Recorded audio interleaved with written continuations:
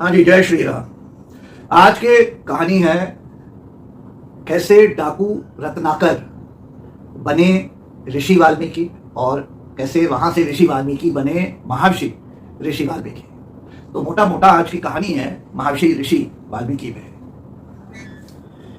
देखिए, नाम था इनका रत्नाकर। चित्रकूट के आसपास पैदाइश है इनकी। बड़ी यंग उम्र में एक हंटर होता था चित्रकूट के जंगलों में, जिसने इनको पाया और एक तरीके से किडनैप कर लिया, उठा लिया। And he became that Hunter became his foster parent. जब बड़े हो गए, 18 साल के हो गए, इन्होंने राजा की आर्मी को ज्वाइन कर लिया एज अ सोल्जर। रत्नाकर ने राजा की आर्मी को ज्वाइन कर लिया एज अ सोल्जर।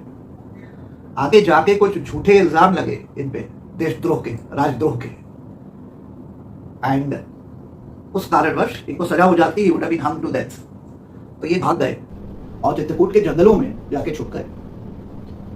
और क्योंकि एक हंटर ने इनको पाला पोसा था, बड़ा किया था, फॉस्टर किया था, तो इनके पास शस्त्र वगैरह चलाने के, वेपन्स वगैरह यूज करने के सभी इनको जानकारी थी, सारा एक्सपीरियंस था। इन्होंने एक गिरोह बना लिया और फिर ये बन गए रत्नाकर से डाकू रत्नाकर। अब डाकू रत्नाकर जो ये जंगलों से निकले, उसका लूटपाट, जोर जबरदस्ती, जरूरत पड़े हत्या करते थे बराबर। मार काट, मारना पीटना सब चल रहा था।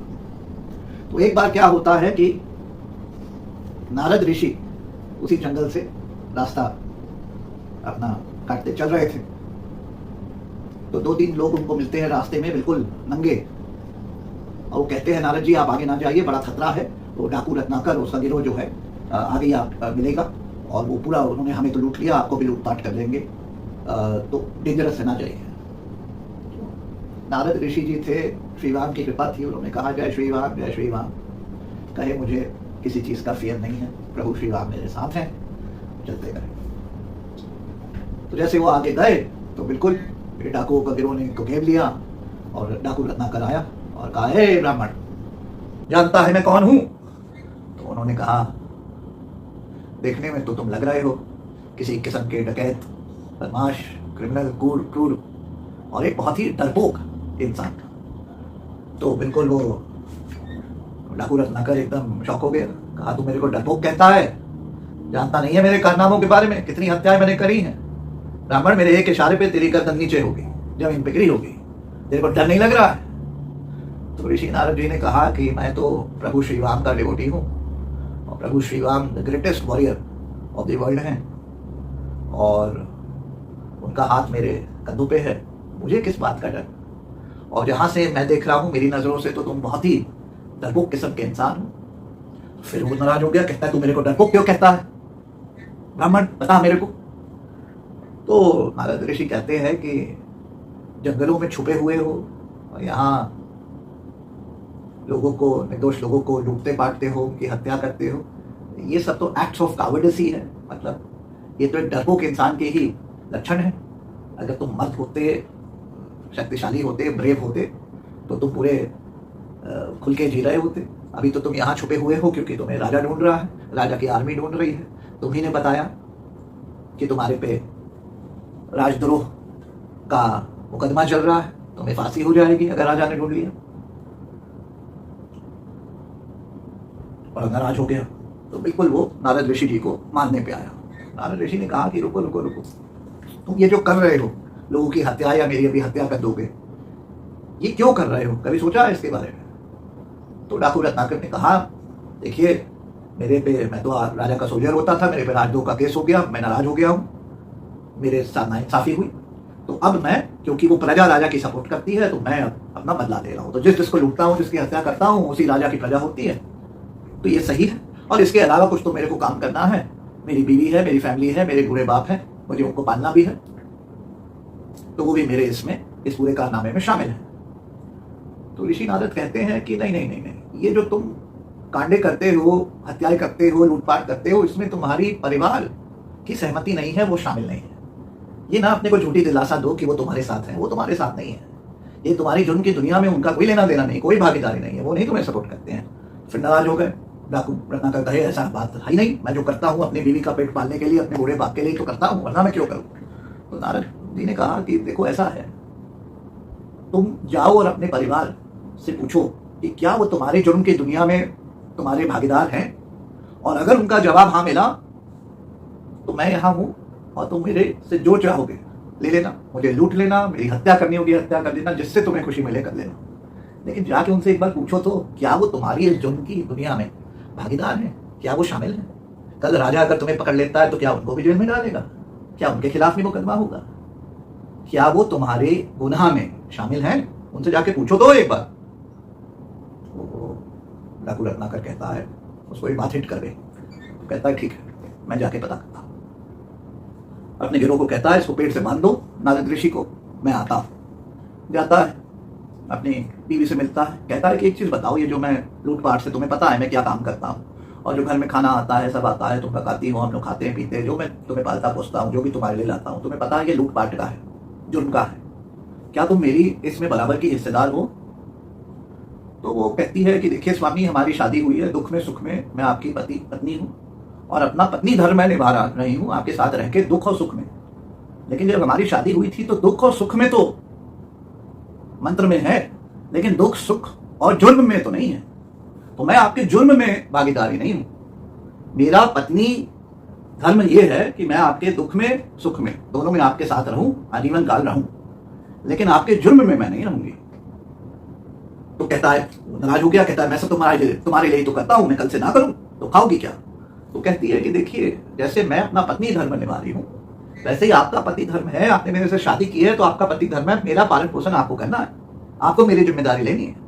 लेकिन ये नहीं कहा गया है कि आप जुर्म से मेरी जिम्मेदारी लीजिए, बाकी भी दुनिया है वो भी शादीशुदा है, लेकिन जुर्म के रास्ते पे नहीं चले, तो मैं आपकी भागीदार नहीं हूँ। लेकिन आप अपनी जिम्मेदारी से नहीं भाग सकते हैं क्योंकि आपका भी पति धर्म है। फिर अपने बूढ़े बाप के पास गए डाकू रत्नाकर, बाप जो है खटिया पे थे, बाप से भी एक सेम सवाल पूछा। बाप ने कहा कि देखो तुम्हारी जुर्म की दुनिया में हम भागीदार नहीं हैं, मैं बूढ़ा हो गया हूँ, बचपन में मैंने तुम्हें पाला, फिर तुम खो गए, तुमको किसी ने उठा लिया वगैरह वगैरह, तुम्हें मैंने सब सिखाया, लेकिन अब तुम्हारी जिम्मेदारी है कि मेरे बुढ़ापे के समय में तुम अपना पुत्र धर्म निभाओ। लेकिन पुत्र धर्म निभाते हुए ये नहीं कहा गया है कि जुर्म की दुनिया में मैं तुम्हारा भागीदार बनूं। तो डाकू रत्नाकर बड़ा डिस्ट्रीब्यूशन हो गए, पहली बार उनको ये सब सुनने में मिला। वापस आए और ऋषि नारद जी के पास अपने गिरोह को कहे खोल दो इनको, ब्राह्मण जी को खोल दो, और ऋषि नारद जी के पैरों पकड़ लिया। कहता है कि आप तो सही थे, आपने तो मेरी आँख खोल, मैं जिनके लिए ऐसा करता हूँ तो मेरे इसमें भागीदार है ही नहीं। उन्होंने तो सीधे कह दिया कि उनका कोई लेना देना नहीं है मेरी जुर्म की दुनिया से, और अब मैं क्या करूँ ऋषि जी, मैं अपना हृदय परिवर्तन करना चाहता हूँ, रास्ता बदलना चाहता हूँ, लेकिन मैंने इतना मारना पीटना, मार काट, मारना मरना, इतने लोगों की हत्या वगैरह करी है कि क्या मैं कुछ संभावना है कि मेरा जीवन बदल सकता है। तो नारद ऋषि जी ने कहा जय श्री राम जय श्री राम। उन्होंने कहा तुम्हें अगर अपना अब हृदय परिवर्तन हो गया है तुम्हारा, और तुम्हें अगर अपनी ज़िंदगी नई सिरे से जीनी है, बदलना है, पश्चाताप करना पड़ेगा, और पश्चाताप करोगे तो तुम्हें एक नया जीवन मिल सकता है। तो डाकू रत्नाकर ने कहा कि नारद ऋषि जी क्या करना पड़ेगा। तो उन्होंने कहा कि बस आज से तुम एक अपना जगह बैठ जाओ कंफर्टेबल से स्थान पे गंगा जी के किनारे, और राम नाम जय श्री राम, राम राम जय श्री राम जपना शुरू कर दो। और अगर तुम ये जपते जाओगे तो एक समय आएगा जब विष्णु जी या ब्रह्मा जी या शिव जी किसी को तुम्हारे पे वो नोटिस करेंगे, और जब भी वो वापस आए और तुम्हारा वो तपस्या कहे कि अब पूरी हो गई, वहां से तुम्हारा नया जीवन काल शुरू हो जाएगा, अच्छा रास्ता, अच्छा जीवन।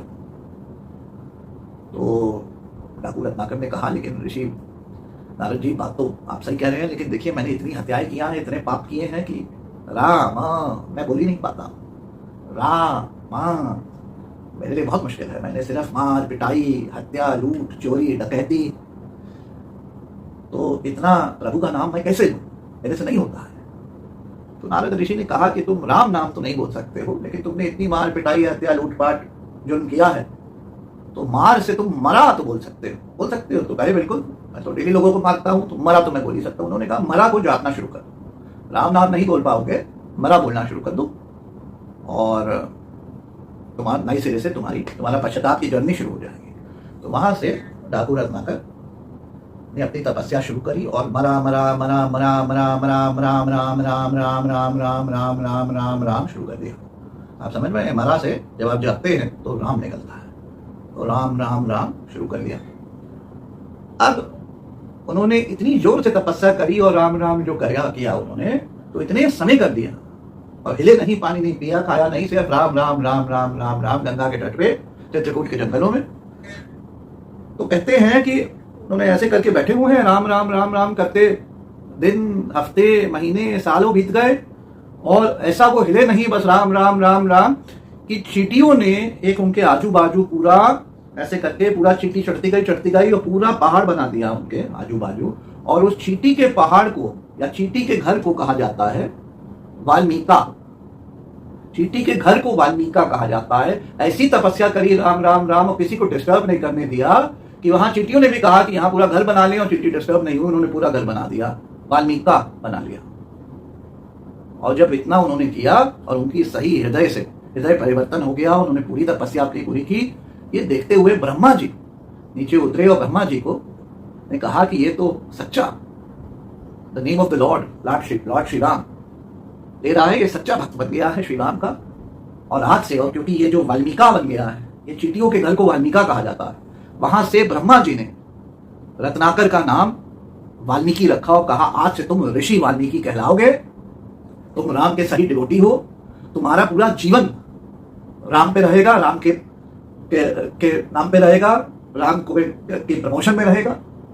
और आज से तुम ऋषि वाल्मीकि हो और आगे जाके इतिहास तुम्हें महर्षि वाल्मीकि बोलेगा, तुम महर्षि वाल्मीकि बनोगे। और इसके लिए उन्होंने एक टास्क दिया ब्रह्मा जी ने कि अब तुम्हारी यहां तपस्या पूरी हुई, तुम यहां से ऋषि वाल्मीकि हुए, तुम्हारा नया समझ लो जन्म हो गया है, तुम्हारी पुरानी जिंदगी डाकू रत्नाकर ये सब भूल जाओ, अब तुम ऋषि वाल्मीकि हो, तपस्या तुम्हारी पूरी हुई, मैं तुम्हें ऋषि वाल्मीकि बनाता हूं। और अब तुम्हें मैं एक और टास्क दे रहा हूं, प्रभु श्री राम जिनका तुमने नाम जपा, अब तुम्हारी टास्क है कि प्रभु श्री राम पे और उनकी लाइफ स्टोरी पे, उनकी पूरी जर्नी पे तुम एक किताब लिखोगे। और मैं वचन देता हूं, तुम्हें बेस्ट विशेस देता हूं कि ये किताब आगे जाके इतिहास लिखेगी और जनरेशन टू जनरेशन सदियों तक लोग इस किताब का नाम रखेंगे और उस किताब से नाम जुड़ेगा श्री राम का और इस किताब से तुम्हारा नाम जुड़े रहेगा सदियों तक, आने वाले सदियों तक, दशकों तक, सदियों तक। इसीलिए भाइयों, महर्षि वाल्मीकि की लिखी रामायण, जो कि फर्स्ट टेक्स्ट है संस्कृत में लिखी 5000 BC में, उस समय जब वो राम जी के समय थे। आज भी हम लोग कहते हैं वाल्मीकि रामायण, और फिर बात होती है राम जी, सीता जी, लक्ष्मण जी, लेकिन लिखित वाल्मीकि रामायण। और ये कंप्लीट करने पे वो बन गए महर्षि वाल्मीकि। आगे रामायण में वर्णन है कि चित्रकूट के जंगल में 5089 BC में जब राम जी, सीता जी और लक्ष्मण निकलते हैं और चित्रकूट के जंगल पहुंचते हैं, तो वहां पे इन्होंने कुछ समय ऋषि वाल्मीकि जी की कुटिया में बिताया भी है। और आगे जाके रामायण के 7th सेक्शन में, उत्तरकांड में, तो पूरा सीता माँ और दोनों लव कुश राम जी के बच्चे चित्रकूट के जंगलों में इन्हीं के आश्रम में, वाल्मीकि जी के आश्रम में ही उनके साथ रुके हैं। और उन्हीं दिनों से वाल्मीकि जी ने, क्योंकि ब्रह्मा जी ने उनको टास्क दी थी रामायण लिखने का, उन्होंने रामायण लिखना चालू कर दिया। और रामायण के आज 560+ चैप्टर्स हैं, डिवाइडेड इन 7 सेक्शन, 7 कांड्स कहते हैं। ओरिजिनल 6 कांड्स हैं, एक और कांड है, 7th कांड है उत्तरकांड। और 560+ चैप्टर्स हैं रामायण में और 24-26 हजार श्लोक्स हैं। It is vast, it is huge. ये लिखी हुई ऋषि वाल्मीकि जी की है। अब इसके अलावा मैं आपको इसी के साथ एक और इसको मैं कहता हूँ, as I am diving deep into our ancient glorious history, मैं कह रहा हूँ, एक अंग्रेजी का एक्सप्रेशन है जॉइनिंग द डॉट्स। तो मैं जॉइनिंग द डॉट्स का आपको थोड़ा सा एक और देता हूँ एग्जाम्पल, क्योंकि वाल्मीकि की स्टोरी हो रही है। वाल्मीकि जब ऋषि वाल्मीकि बन गए, तो एक बार अपना ऐसे गंगा के किनारे बैठे थे, अपनी ताप कर रहे थे, श्री राम नाम ले रहे थे। तो उन्होंने देखा 2 क्रेन्स, मेल फीमेल क्रेन्स आप समझते हैं क्रेन्स, मैं क्रेन की बात नहीं कर रहा हूँ जैसे भी, मैं क्रेन बर्ड्स की बात कर रहा हूँ, बड़ी सारस जिसको कहते हैं, हाँ सारस, पिंक वाइट ब्यूटीफुल क्रेन्स, सारस उनका कुछ धीमे धीमे बारिश हो रही थी, मौसम था, उनकी कोटिंग चल रही थी, कोर्ट शिपिंग चल रही थी मेल और फीमेल सारस की, और बड़ा सुंदर नज़ारा था। और ऋषि वाल्मीकि बिल्कुल मेस्मराइज थे उस नज़ारे को देखते हुए, और एकदम से पीछे किसी हंटर ने जो मेल सारस था उसको तीर मार दिया, और मेल सारस वहीं छटपटा के मर गया। तो ऋषि वाल्मीकि को इतना धक्का लगा, इतना खराब लगा कि उसी समय, अब वो ऋषि हो चुके थे, उनके पास पावर्स थी, ब्लेसिंग्स थी लॉर्ड ब्रह्मा की, उन्होंने उस हंटर को श्राप दिया। और संस्कृत का पहला, समझ लीजिए संस्कृत का पहला श्लोक कह सकते हैं, पहला व्याख्या, पहली 2 लाइन्स वो ऋषि वाल्मीकि की राइटिंग से आई हैं। जब उन्होंने श्राप दिया इस हंटर को, और इस हंटर को कहा उन्होंने कि तुम फॉर इटर्निटी, तुमको अब चैन नहीं मिलेगा। इटर्निटी आप समझते हैं ना, जैसे इन्फिनिटी होता है, फॉर इटर्निटी मतलब आजीवन, और उसके आगे तुम्हें कभी चैन नहीं मिलेगा, क्योंकि तुमने एक निर्दोष की, अनसस्पेक्टिंग निर्दोष एक इस सारस की, इस क्रेन की तुमने हत्या कर दी, और ये बहुत बड़ा पाप है, और मैं तुम्हें श्राप देता हूं कि तुम्हें फॉर इटर्निटी कभी चैन नहीं मिलेगा, पीस नहीं मिलेगा, सुख शांति नहीं मिलेगी। अब ज्वाइनिंग द डॉट्स इसलिए कह रहा हूं कि जब आप महाभारत ईरा में आते हैं और द्रोणाचार्य के लड़के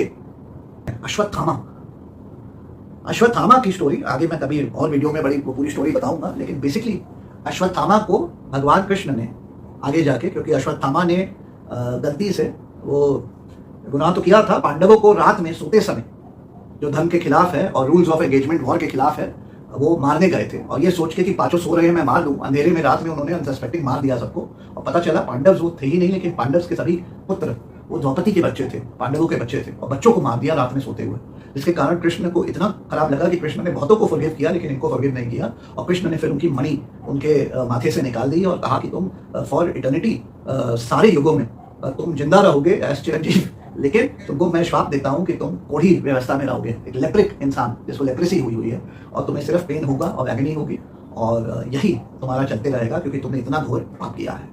तो ज्वाइनिंग द डॉट्स मैं इसलिए कह रहा हूँ क्योंकि वो जो हंटर था जिसने सारस को मारा था, और जो संस्कृत का पहला श्लोक डाल के ऋषि वाल्मीकि ने श्राप दिया उसको और कहा कि तुम आजीवन काल, युगो युगो और फॉर इटर्निटी तुमको कभी सुख चैन नहीं मिलेगा, वो उसका जब पुण्य जन्म हुआ आगे जाके, तो वो महाभारत काल में अश्वत्थामा हुआ, और वो ब्रेव वॉरियर था, द्रोणाचार्य का लड़का था, सभी शास्त्र चलाने आते थे उसको, he was brave, he was a warrior, all that, लेकिन उससे ऐसी गलती हुई, ऐसी हरकत हुई, जिससे कृष्ण जी ने फिर उसको श्राप दे दिया कि युगों युगों तक तुम लेप्रिक बन के घूमते रहोगे, तुम्हें डेथ नहीं मिलेगी, तुम्हें सिर्फ पेन और एगनी मिलेगी, और लेप्रेसी के शिकार रहोगे। तो इसी के साथ इस वीडियो को मैं समाप्त करता हूँ। आशा करता हूँ आप लोगों को ये वीडियो पसंद आया होगा। मेरे इस चैनल के माध्यम से भाइयों, मैं प्रभु श्री राम की जो ग्लोरी है, और हमारी रिच ग्लोरियस एंशिएंट हिस्ट्री, और उसके बहुत सारे एस्पेक्ट्स जो कि कहीं छुपे रह गए, या उनमें मिसअंडरस्टैंडिंग्स हैं, या वो क्लियर नहीं है, उनको मैं अनरेवल करूंगा सिंपल आज के 2023 की भाषा में, ताकि आप लोग रिलेट कर सके और रियलाइज करें कि हमारी कितनी ग्लोरियस पास्ट हिस्ट्री है। क्योंकि मेरा मानना है कि जब तक आप कौन हैं ना जाने, जो आप जब तक अपनी पास्ट, अपनी हिस्ट्री को ना जाने, तब तक आपका प्रेजेंट और फ्यूचर वो कभी सिक्योर नहीं हो सकता है, वो एक कंफ्यूज्ड स्टेट से कॉन्फिडेंट स्टेट में नहीं आ सकता है। तो मेरा यही छोटा सा एक एंडेवर है। आप लोगों को चैनल पे कंटेंट पसंद आ रहा हो तो मेरी वीडियोस को देखते रहिए, लाइक करिए, शेयर करिए, और ऑल्सो कंसिडर सब्सक्राइबिंग, यानी आप चैनल को सब्सक्राइब भी कर सकते हैं। इजाजत लेता हूं। जय श्री राम, जय श्री राम। रुद्राक्ष की माला में भी मैं हूँ, कृपाण, कटार और भाला में भी मैं हूँ, श्वेत भी हूँ और शुद्ध भी मैं हूँ, विरुद्ध हो मेरे तो युद्ध भी मैं हूँ, इतिहास में बहा आंसू और खून भी मैं हूँ, अब जो कह के मिलेगा वो सुकून भी मैं हूँ, कि इस धरती का मैं केंद्र बिंदु हूँ, प्रणाम, मैं हिंदू हूँ। चिता की अग्नि, गंगा का पानी, कब्र की मिट्टी और लोबान भी मैं हूँ, पीर फकीर, अली वली, सिया व राम का हनुमान भी मैं हूँ, भोला हूँ, सरल भी, तुम्हारा मित्र भी मैं हूँ, घोल भी दूं तुमको और घुल भी जाऊं तुम में, कुछ ऐसा चरित्र भी मैं हूँ, इस धरती का मैं केंद्र बिंदु हूँ, प्रणाम, मैं हिंदू हूँ। प्रणाम का भाव भी मैं हूँ, आक्रमण का घाव भी मैं हूँ, सहनशील, स्थिर और शांत भी मैं हूँ, देवभूमि भारत का हर प्रांत भी मैं हूँ, शक्ति, भक्ति और ना थकती क्रांति भी मैं हूँ, तूफान हूँ और तूफान से पहले की शांति भी मैं हूँ, इस धरती का मैं केंद्र बिंदु हूँ, प्रणाम, मैं हिंदू हूँ।